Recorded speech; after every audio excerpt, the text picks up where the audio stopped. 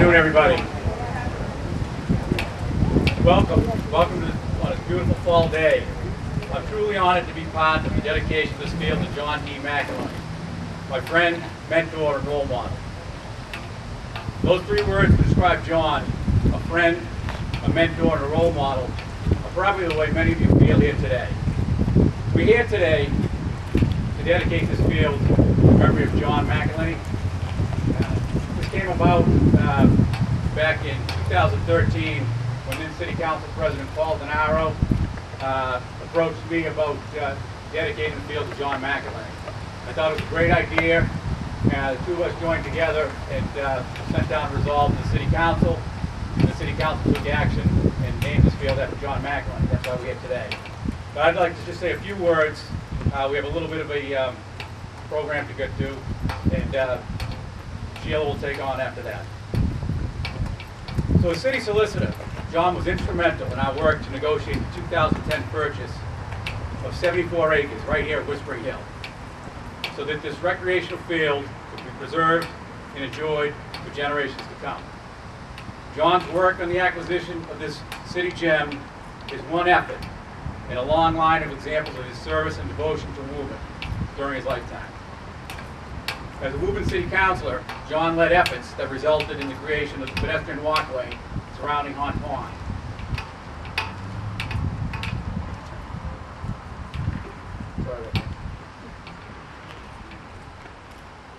That's my wife. My son's across country meet. She's going to give me the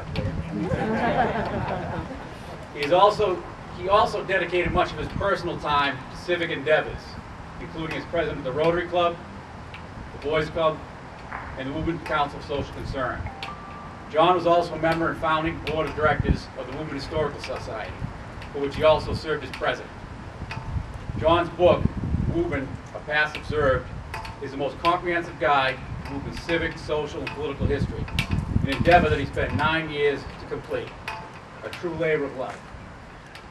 John left us all with a rich legacy of public service and devotion to his wife Sheila, his son Joseph, his mother Mary, father Leo, his brother Dennis, and his extended family. And his community will never forget him. John's legend will never be forgotten. At this time, I'd like to introduce Ray Drapo, Alderman of Ward 7. Come on up, Ray. A few words to say.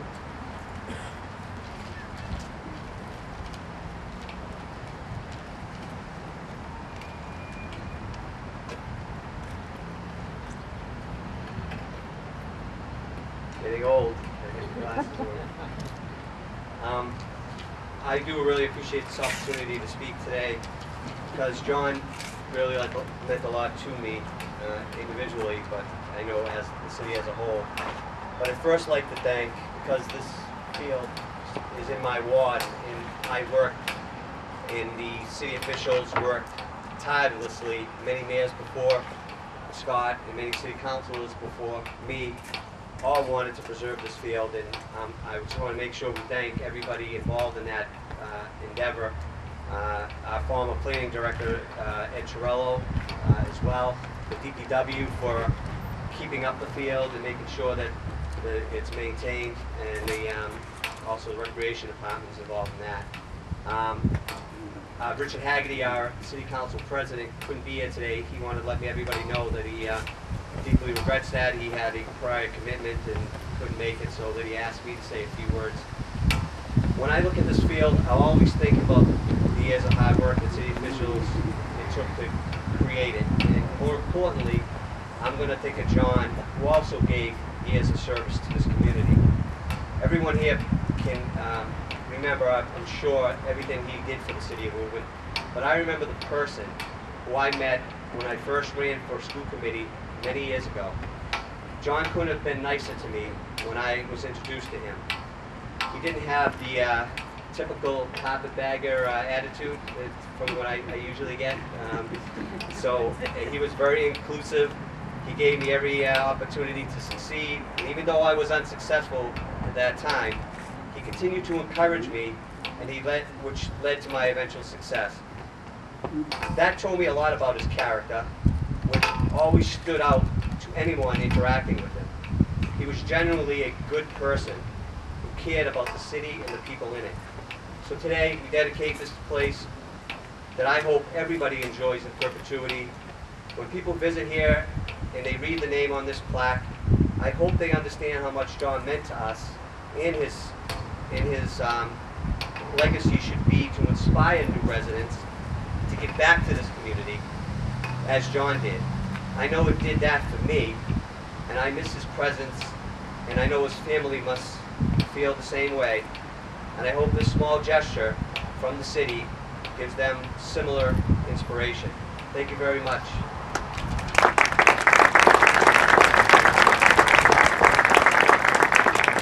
Thank you, Ray.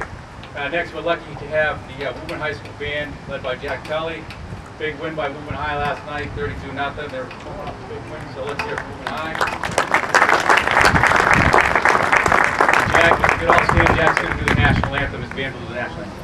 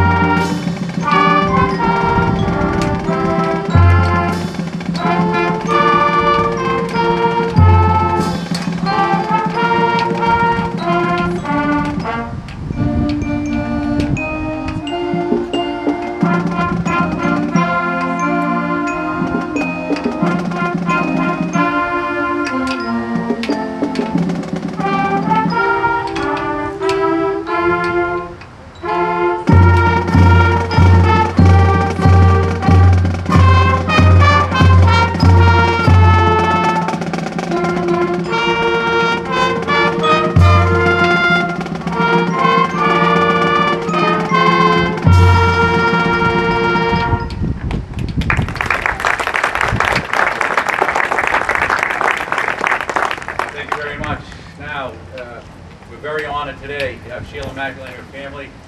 Sheila put a lot of work in today's program. She had some help from my good friend Jack Ryan back there that prepared this beautiful program. Sheila put a lot of time into today's efforts. Now Sheila would like to come up with her family and say a few words. Thank you, Sheila.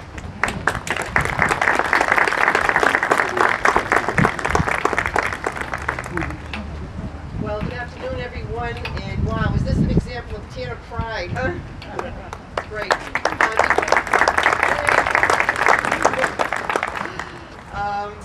If I can, before I say a few remarks, I'd like to ask my dear friend, Father Shea, to come up and give an invocation.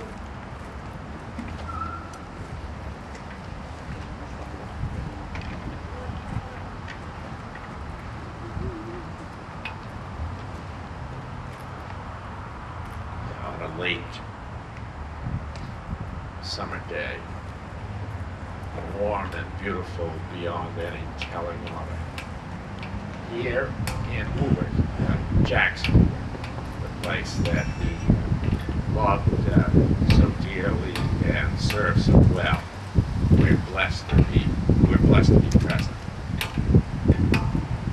Jack began each day as he ended it with a prayer of thanks to God, and certainly enfolded in that prayer of Jack's was a family so close and dear to him, and really all the people of this community to which he dedicated his very fruitful professional life. People as blessed as we are this day need to have a corresponding sense of gratitude. Gratitude to the good Lord who gave us Jack.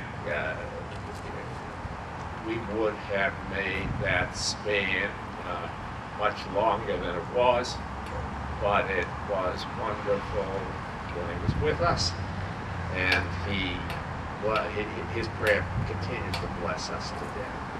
And so we thank you, Lord. Bless this day and the people of Woburn. keep Jack's family in a special way in your love, and indeed make all the people of Woburn forever looking at this field awake to the goodness in people's hearts and the bright promise that's all of ours. Thank you.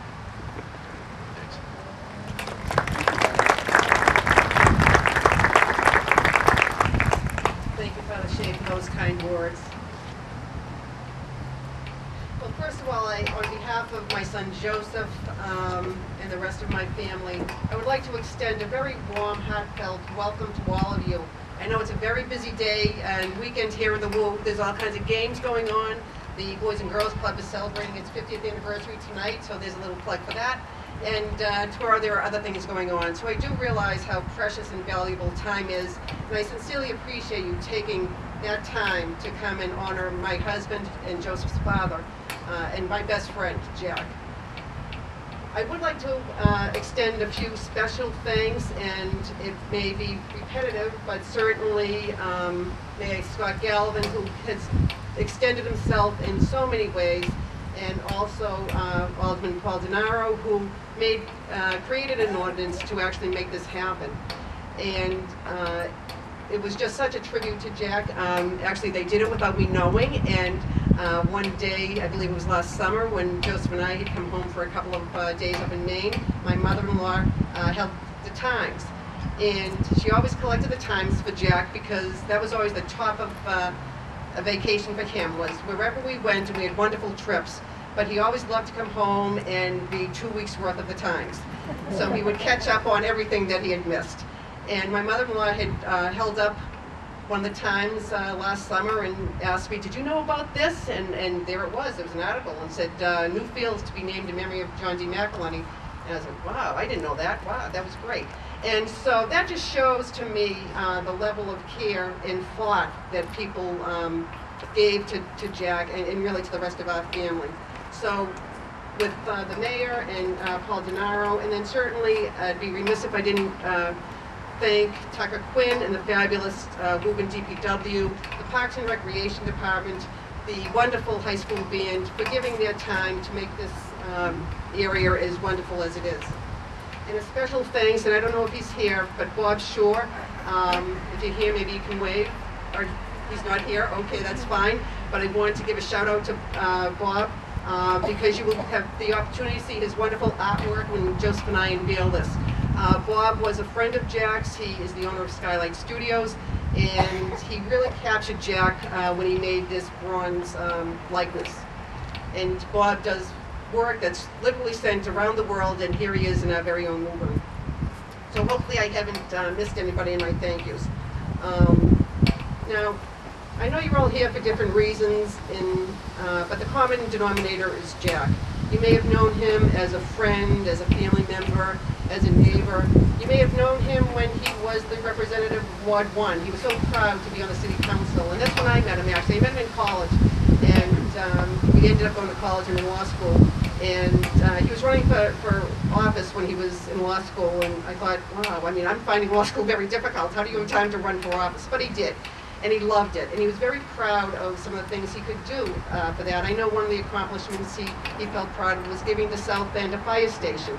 And I remember having conversations with him about how long it would take a fire engine to come from Central Square to the South End, or from Winchester to the South End, and he really felt strongly that the South End should have a fire station. And with his help and a lot of others, I'm sure, you know, a fire station was built there. But he always felt that he just wanted to give back and make things happen. So you may have known him in that capacity, or you may have known him as your attorney. I would say a week has not gone by in these past 3 years that someone somewhere hasn't said to me, gee, Jack represented me when I did this, or, you know, Jack helped me out when I did that.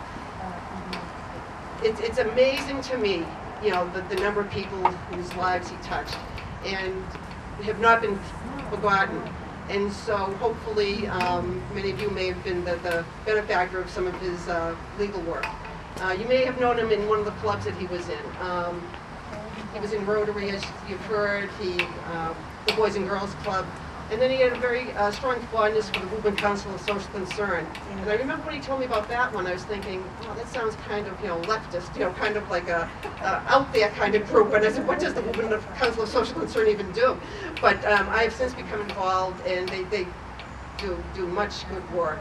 And of course, he always looked forward to that yearly auction, that he could get up there and shake down people for the good of the council. And you may have known him from the Historical Society.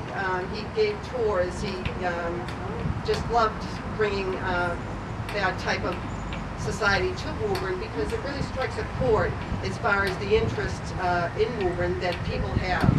And you've heard about the books he wrote, and there's also another one he co-authored with Father White, who I know is here, and Tom Smith, who has left us for sunny Florida, and Bill Campbell, who's our current city clerk. And they put together another book, Woburn Forgotten Tales and Untold Stories. And they had a lot of fun of that, doing that. They call themselves the Rat Pack. And they were like 4 kids getting together, and they had a lot of laughs and a lot of fun. And those are the things I remember. And also the films that he did for the police department. And I know Chief Ferrulo, who's so kind to be with us here today, he has every new recruit, every new cadet watch the film of the history of the Woburn Police Department. And how wonderful is that? That the new people are coming along and they're learning about the history of the department and how important it is in protecting the lives and the service that they give to our community. And he also did the same for the fire department. I think he had a special interest though in the police department because, as you know, his father Leo was the chief, and I think that was almost a love letter to his father, as far as his work on that particular film. And then his first film was Woburn, a Leather City, and that chronicles the history of the tanneries here in Woburn. And unbeknownst to him, one day a big package came in the mail, and he opened it up and he said, wow, what's this? And it was a Telly Award. Well, we didn't even know what a Telly Award was. We never heard of a Telly Award, but it looks like an Oscar. It looks like an Emmy. And come to find out, someone had nominated it, and it even won, and I'll brag because that's what I'm doing,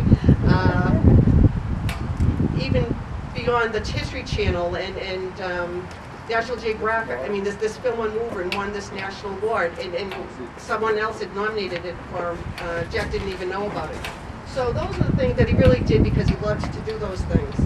And you've heard me mention how his favorite quote was from Franklin Delano Roosevelt in Paris in 1910, and he talked about being in the arena. And I won't bore you with the details of that quote, but it is a fabulous quote. And it sums up Jack's life. Jack was in the arena. And essentially he always felt as though it's not the critic who counts, it's the doer of deeds. So at the end of the day, when somebody is trying really hard, even if they fail, they will not lie with the cold and timid souls who know neither victory nor defeat. And that is something that we tried to pass on to our son Joseph. If things didn't work out, we say, well, at least we were in the arena. I know Joseph even put it under his yearbook picture, about being in the arena. It's just been a family quote, I guess, that we've just tried to live by and just give credit to people who are doing things. So I know I'm talking way too long because I'm sure if Jack were here, he would tell me to wrap it up. So I will. But if I can just give you one quick example. Suppose people ask me, do you feel Jack's presence, Sheila? Do you feel him? And I can honestly say I do. I feel him here. I feel him right now. I feel him in the love and support that Joseph and I and the rest of my family has received during these last years. And I will give you even a more concrete example, because if you look at that building over there, and if you bear with me just for a couple more minutes, last summer Joseph would come home. He had the opportunity to work for our very own DPW. And as you know, it's getting it done is the motto. And Joseph would come home and I'd say, what did you do today? And he'd say, well, I was working on a building, I had a buzzsaw, I was hammering and nails, and how about a ladder? And he'd say, wow. And now maybe for another young man that wouldn't be so extraordinary. But with all that Jack was and in all the many talents and gifts he had, being handy was not one of them. And he knew that, and people would give us tools, and we just put them away or give them away. We never did anything with tools. And even when Joseph was a Cub Scout and going through that program, the dreaded Pinewood Derby would come along. And for those who don't know that, you would go to the Christmas party for the Scouts, and they'd give you a block of wood, and you were supposed to make a car. And you were supposed to make a car that worked. And there would be this big Pinewood Derby. And all the kids would be all excited, and they had all these extra things put on that car to make it go. And the McElhiney family would be just tresgaffing, is hoping that the wheels didn't fall off. We considered that was a success, that the wheels didn't fall off.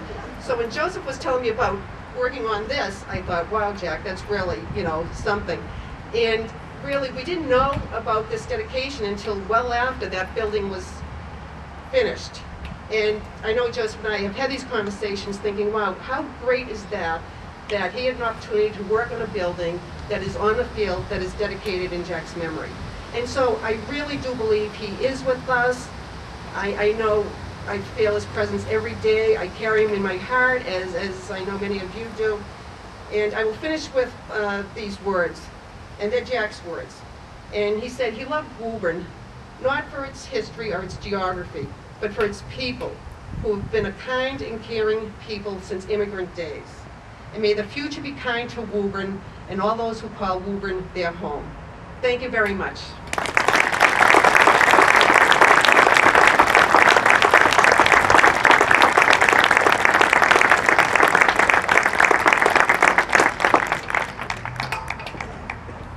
Now it's my pleasure and honor to introduce Joe McElhiney. Joe, you want to come say a few words?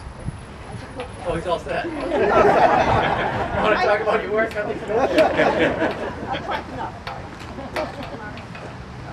okay. All right, well now we're going to have a rendition of Black and Orange by the Woburn Memorial High School Band.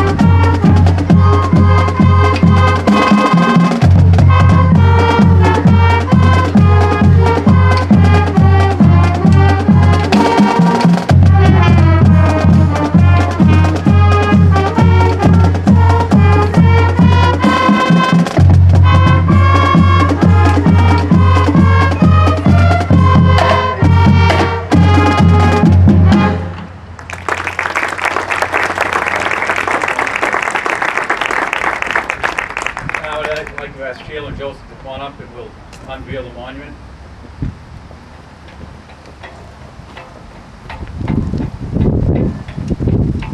If I may, Joseph wasn't expecting to be asked to say anything, but he did tell me when I sat down that it wasn't Franklin Delano Roosevelt who said that in the arena quote, it was Theodore Roosevelt. So he's a history major at Providence, and I'm glad he picked that up. So I don't want anybody to think it was Franklin, it was Theodore.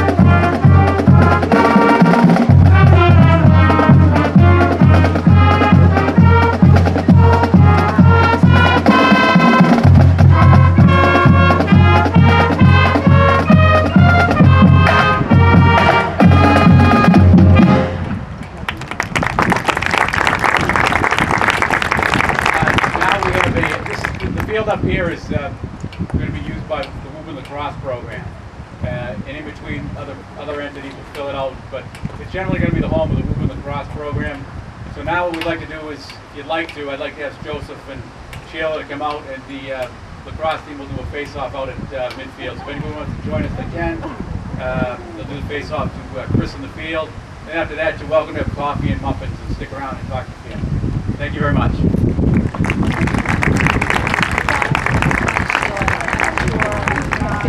Go. Then they wrestle for the ball. Oh. Play deep, play deep.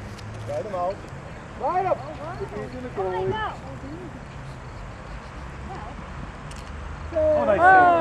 Good job. Good enough. We get a nice little picture of the... Looking good.